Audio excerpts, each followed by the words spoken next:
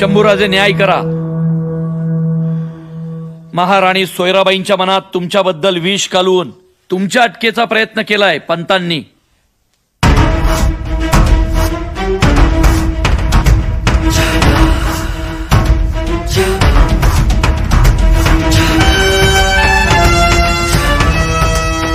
शंभूराजे वय, हुद्दा, स्वराज्याप्रती यांचं योगदान याचा कुठलाही विचार न करता न्याय करा. गुन्हा साधा नाही.